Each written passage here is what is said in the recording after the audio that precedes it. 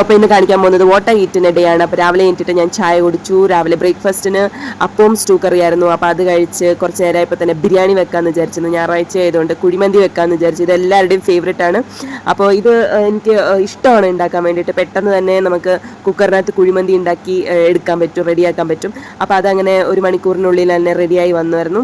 എന്നിട്ട് അത് ദമ്മൊക്കെ ഇട്ട് എല്ലാം സെറ്റാക്കി വെച്ചപ്പോഴത്തേനും എൻ്റെ ഫേവറേറ്റ് ആയിട്ടുള്ള അടുത്തത് പുകയിടൽ ചടങ്ങിലാണ് ഞാൻ പോകുന്നത്. എനിക്ക് ഈ കുഴിമന്തിയിൽ ഏറ്റവും ചെയ്യാനായിട്ട് എന്താ പറയുക ഇഷ്ടമുള്ള സാധനമാണിത്, ഈ പുകയിടൽ. അപ്പോൾ ഇതൊരു ചാർക്കോൾ ഫ്ലേവർ കിട്ടാൻ വേണ്ടിയിട്ട് ഞങ്ങൾ ഇങ്ങനെയാണ് ചിരട്ട കത്തിച്ചിട്ട് ഇങ്ങനെ ഒരു പുകയിടൽ ചടങ്ങൊക്കെ ചെയ്യും. എന്നിട്ട് ഇതിങ്ങനെ മൂടി ഒരു 10-20 മിനിറ്റ് വെക്കും.